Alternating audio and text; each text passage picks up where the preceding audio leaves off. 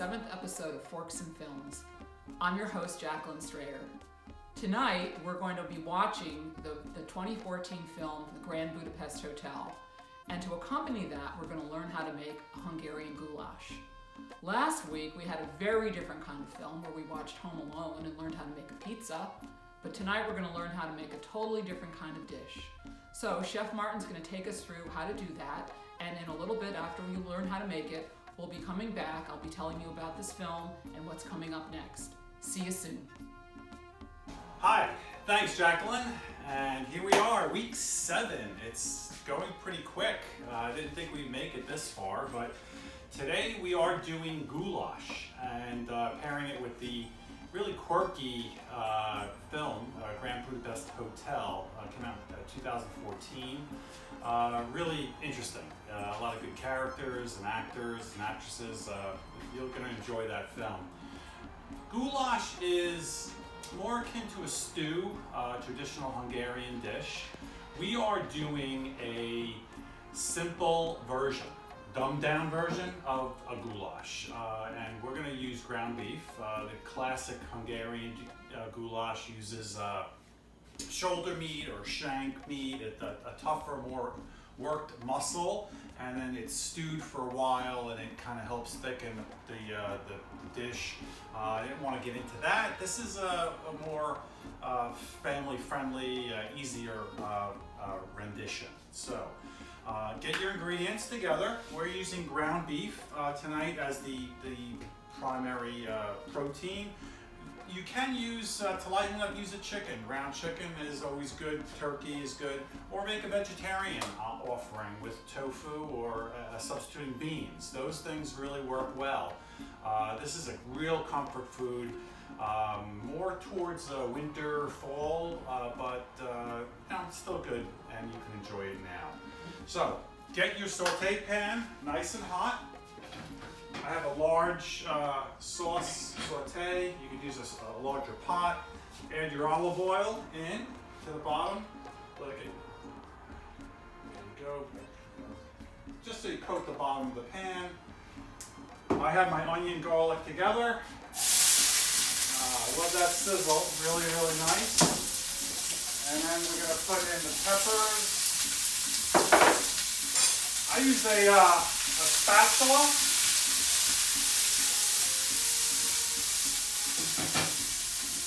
Heat resistant, really works well. I'll bring you over here, you can see how I'm doing this. So, just letting these onions get a little translucent. The pan was nice and hot, you see them kind of getting brown. We're going to add our ground beef now to this. I use a nice quality ground beef. This is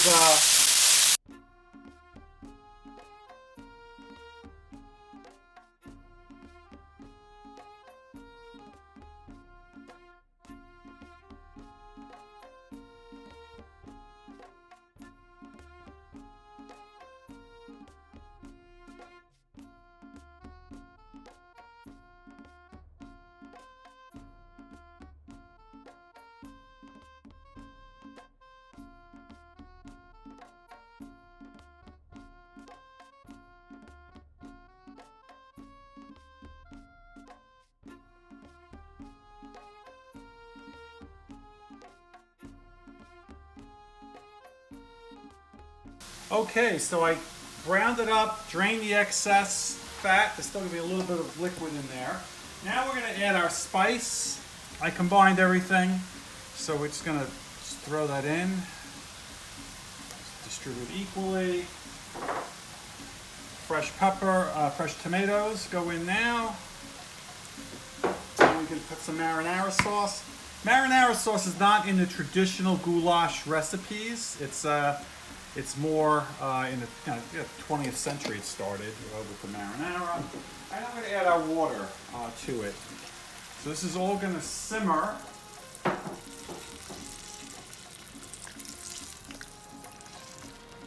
Our spices. Everything's going to kind of marry together. You got to get a little more water in.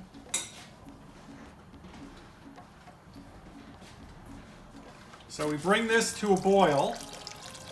There we go. And then we simmer it for 15 minutes. So we'll come back to it when it's ready. Okay, we're back. The goulash has been simmering for 15 minutes or so. Like I said, it's not a classic goulash. It's more American, very simple. I had a wonderful, Lori and I had a wonderful goulash with our friends Isabel and James Rabath, friends at the cinema, former board member, and it was really good. This is going to be good, not as good as that. So it's going to be enjoyable, and it brings me back, this version brings me back to a type of dish that I cooked when I was in the Boy Scouts. And there wasn't a lot of culinary expertise going on over there, but we would make one-pot dinners. And one of the things we did was a dinner called Chuck Wagon. And it was a real simple thing. Ground beef, add a can of Campbell's vegetable tomato soup and a can of celery soup. And you mix all that in with elbow pasta, and you had a dinner, you know. 8 or 9 kids around a campfire, that was like the best thing ever. But this goulash is gonna be good. Now, dinner it's simmering, it's just about ready. One of the tips I mentioned on the recipe is that you could cook your pasta ahead, and you could do it quite effectively.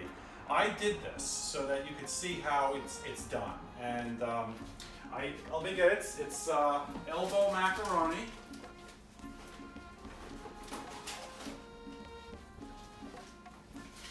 Okay, put my gloves back on.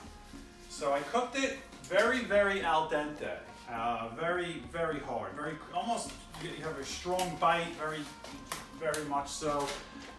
Rinsed it, cooled it off, put it with olive oil in a bag. So this is really effective. You do this when you have time, put it in your refrigerator, and then your pasta's ready. You know, a day or two. You know, don't let it go too much longer. Get some of the air out of there, and it works well in this preparation especially.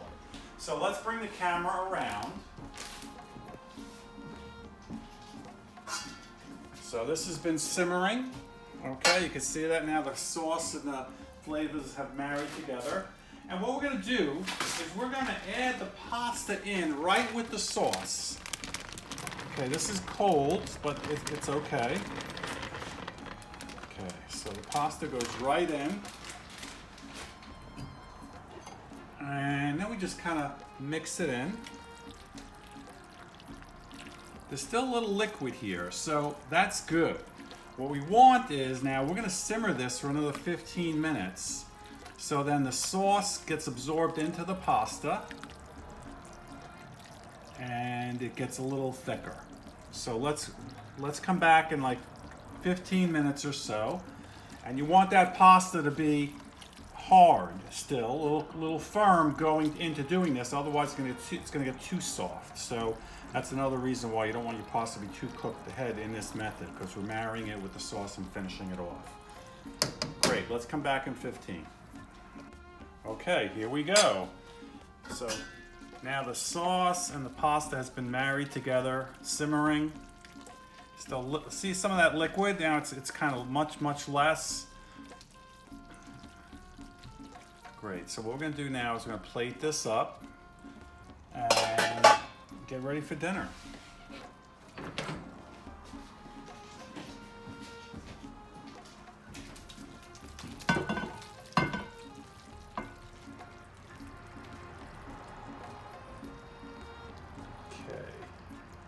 A not so classic goulash, but still pretty good.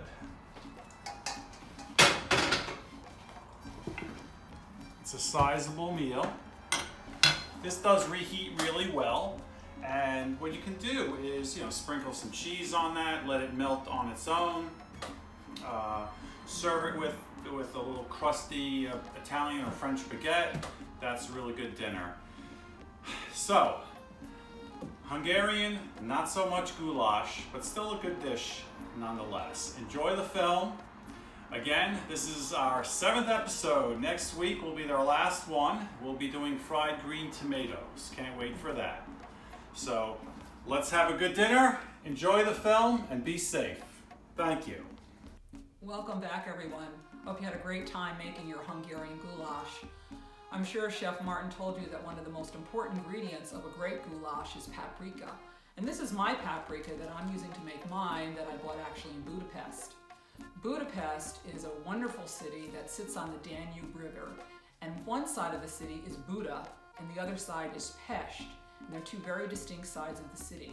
So let's visit the Grand Budapest Hotel. It's the 2014 film that was written and directed by Wes Anderson. It garnered 9 Academy Award nominations and received 4, including Best Original Score, Best Production Design, Best Costume Design, and Best Hair and Makeup. It is a beautiful film. It basically follows the story of the people that are actually in the hotel, and it's run by the concierge, who's played by and he has the key role, Ralph Fiennes. He plays the concierge, and it follows his escapades that are actually happening in the 1930s. Because of the fact that the film takes place, the majority of it, in the 1930s, it has themes of war, of fascism, but also more beautiful themes of love, nostalgia, romance, beauty. And it has an all-star cast of 17 principal actors. In addition, we've got Jude Law, who's in it, F. Murray Abrams, Tilda Swinton, Saoirse Ronan, Bill Murray, Adrian Brody, Harvey Keitel. It has an incredible cast. It was commercially the most successful film of Wes Anderson's career thus far, earning almost $200 million at the box office, and also won the Golden Globe for Best Musical and Comedy. So these are the channels that you can download it on, and I'm sure you'll have a great time watching it as you eat your Hungarian goulash.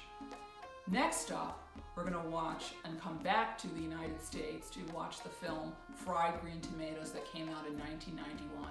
Has a great cast that's headlined by Kathy Bates, Jessica Tandy, Mary Stuart Masterson, along with Cicely Tyson. And also we're going to learn how to make, you guessed it, fried green tomatoes.